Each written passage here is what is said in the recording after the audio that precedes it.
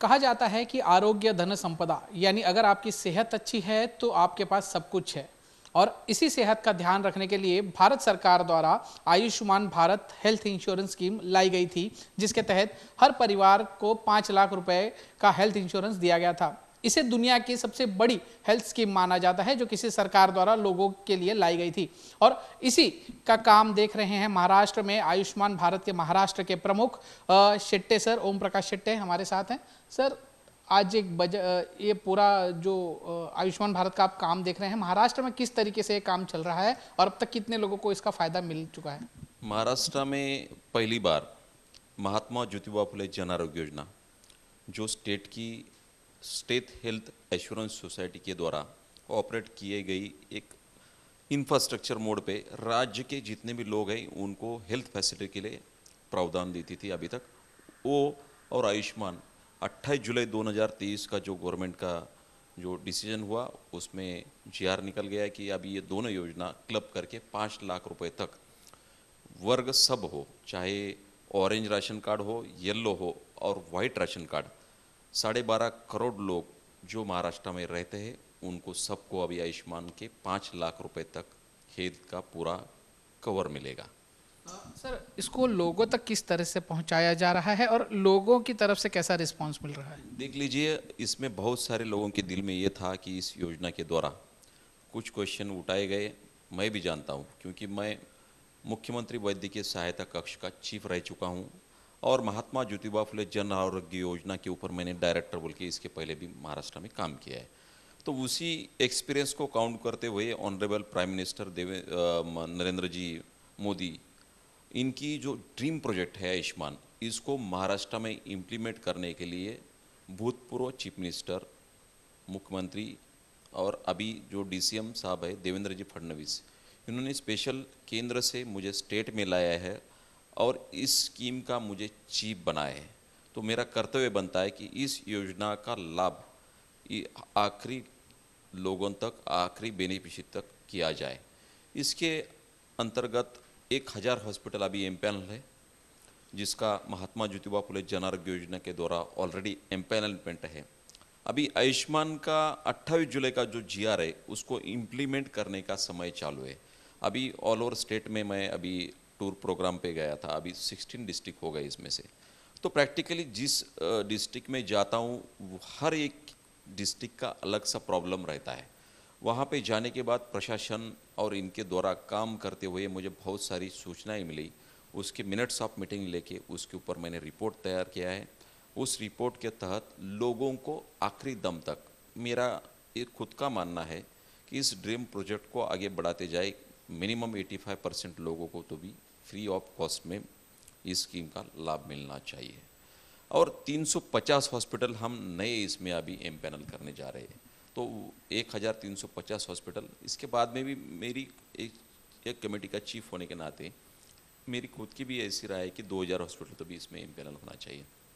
मुझे लगता है आने वाले समय में 1350 हॉस्पिटल से ज़्यादा महाराष्ट्र के लोगों की हेल्थ के बारे में सेवा करने का हम प्रावधान रखते हैं।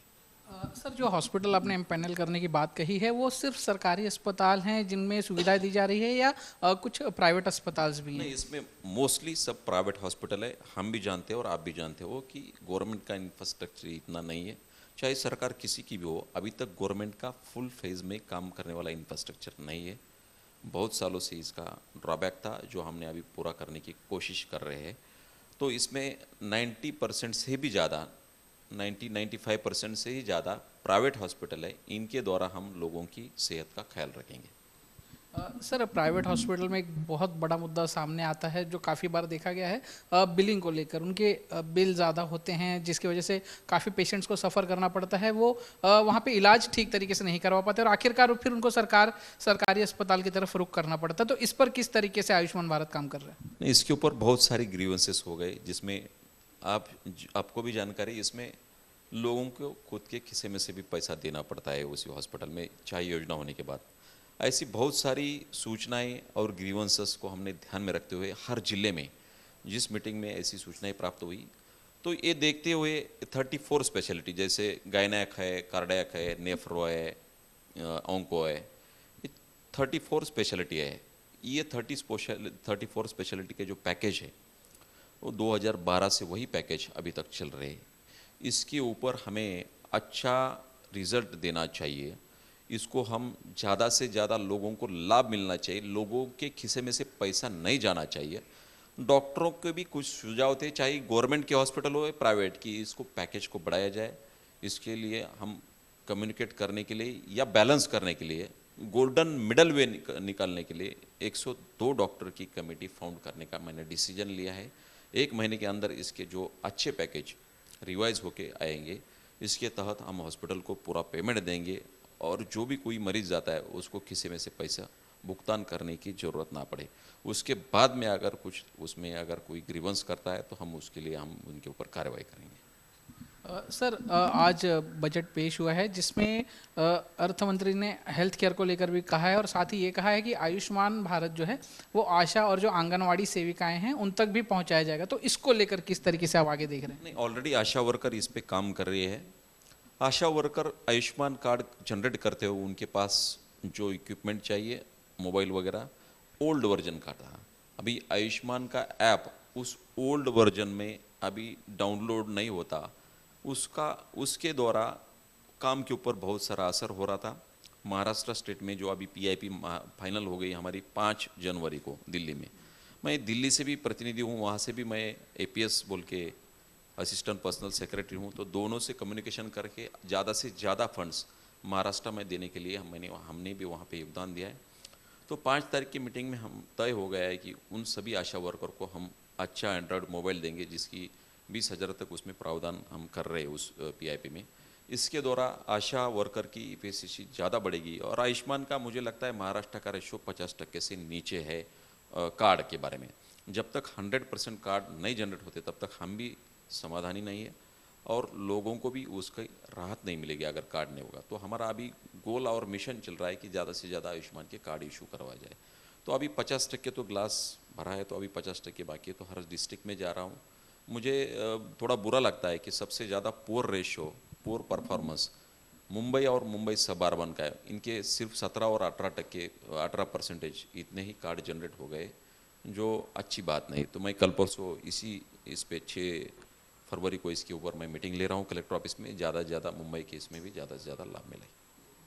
सर, एक आखिरी सवाल, लोगों से क्या अपील करना चाहेंगे? जैसे आपने कहा कि महाराष्ट्र में 50% से कम लोगों को कार्ड मिले हैं, मुंबई में स्थिति और भी खराब है, तो इस लोगों से क्या अपील करना चाहेंगे इसको लेकर? देखिए, लोगों ने जब तक आगे आके अपने कार्ड वो खुद भी जनरेट कर सकते हैं। अभी मोबाइल तो सबके एंड्रॉयड है, आयुष्मान का ऐप डाउनलोड करके हम हमारा जो 12 डिजिटल का जो राशन कार्ड का नंबर है उसमें डाल दीजिए, नहीं तो आपका जो मोबाइल UID नंबर है इसका आधार कार्ड का वो डाल दीजिए, या मोबाइल नंबर जो इनसे लिंकअप हुआ है वो भी डाल दीजिए।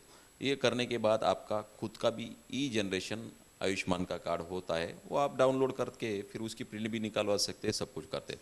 मेरी लोगों से अपील है कि रोटी कपड़ा और मकान एक समय की बात थी, अभी वैसा नहीं है।